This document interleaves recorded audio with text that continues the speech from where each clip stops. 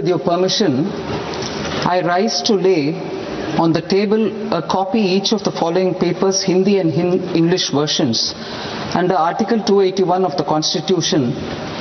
Report for 2026 to 2031, Volume 1, Main Report of the 16th Finance Commission. 2.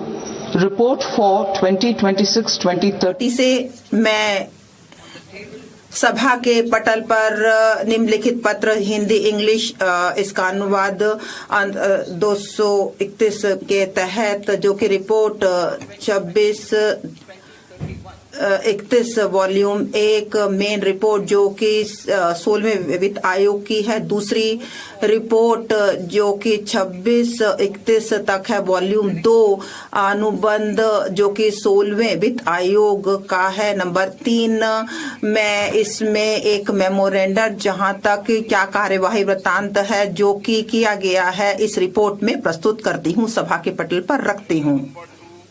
मत संख्या 2, माननीय वित्त मंत्री जी।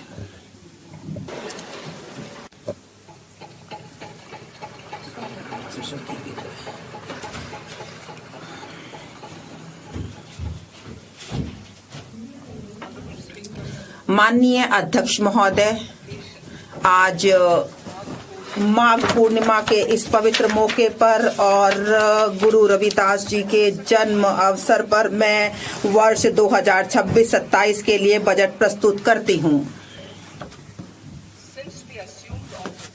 महोदय, 12 वर्ष पूर्व जब हमने कार्यभार संभाला तब से भारत की आर्थिक व्यवस्था का मार्ग स्थायित्व, राजकोषीय अनुशासन, सतत विकास और कम मुद्रास्फीति से चिन्हित रहा है।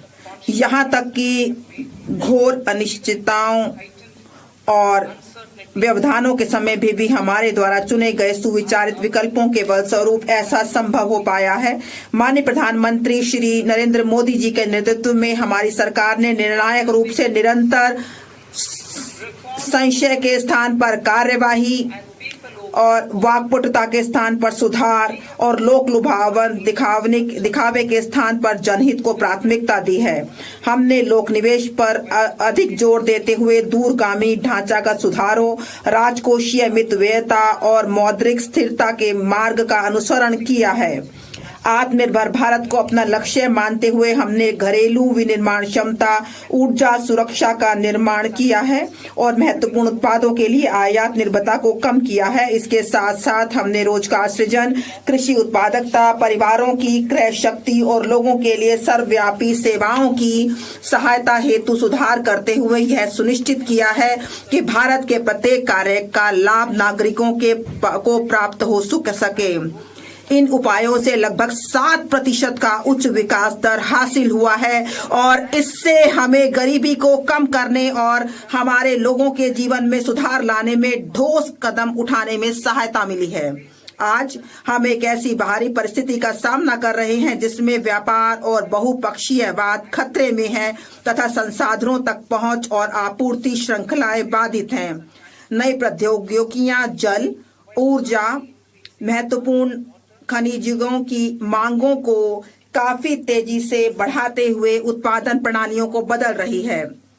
भारत समावेशिता के साथ आकांक्षाओं का संतुलन बनाते हुए विकसित भारत की ओर विश्वास से भरे कदम उठाता रहेगा।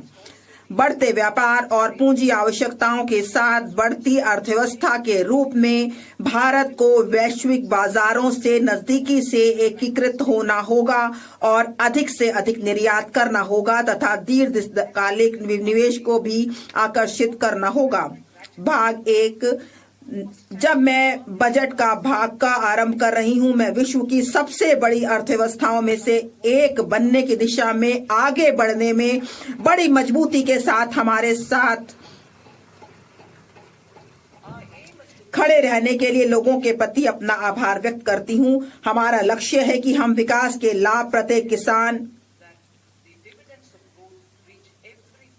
अनुसूचित जाति, अनुसूचित जनजाति, घुमंतु, युवा, गरीब और महिलाओं तक पहुंचाना सुनिश्चित करते हुए आकांक्षा को उपलब्धि तथा संभावना को कार्य निष्पादन में परिवर्तित करें।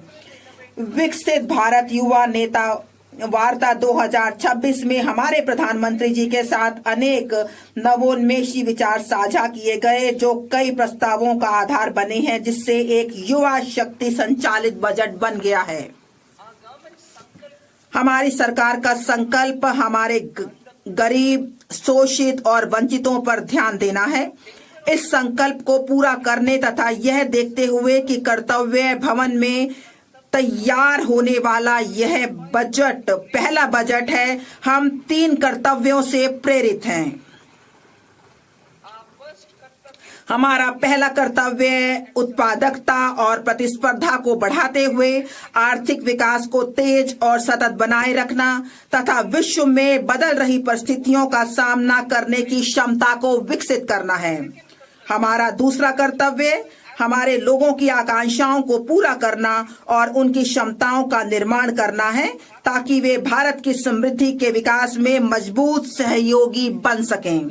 हमारा तीसरा कर्तव्य, जो सबका साथ सबका विकास के हमारे दृष्टिकोण के अनुरूप है, यह सुनिश्चित करना है कि अर्थपूर्ण भागीदारी के लिए प्रत्येक परिवार, समुदाय, प्रदेश और क्षेत्र की पहुंच संसाधनों, सुविधाओं और अवसरों तक हो।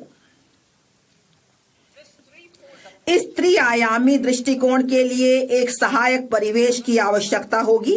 पहली आवश्यकता ढांचागत सुधारों की गति को निरंतर, अनुकूलन और प्रगतिशील बनाए रखना है। दूसरा, एक मजबूत और समुत्थानशील वित्तीय क्षेत्र, बजट जुटाने, दक्षतापूर्ण पूंजी आवंटन तथा जोखिमों के प्रबंधन का आधार है।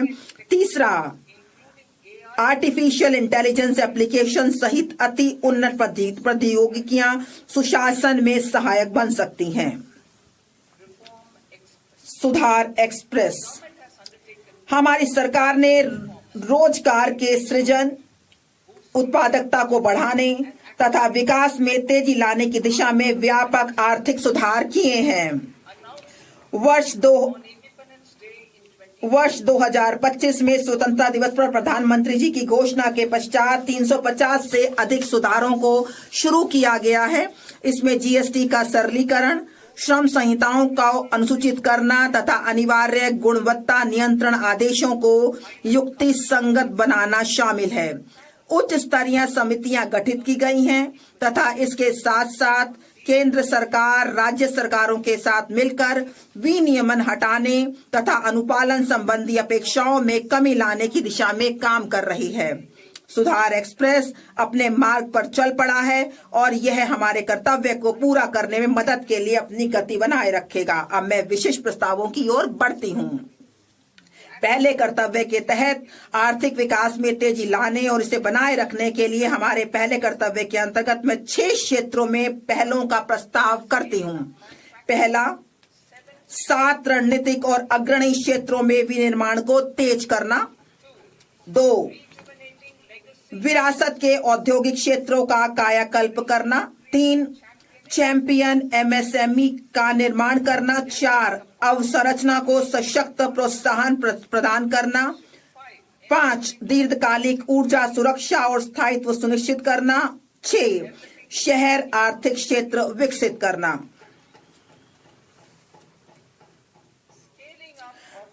रणनीतिक और अग्रणी क्षेत्रों में निर्माण को तेज करना। बायोफार्मा शक्ति।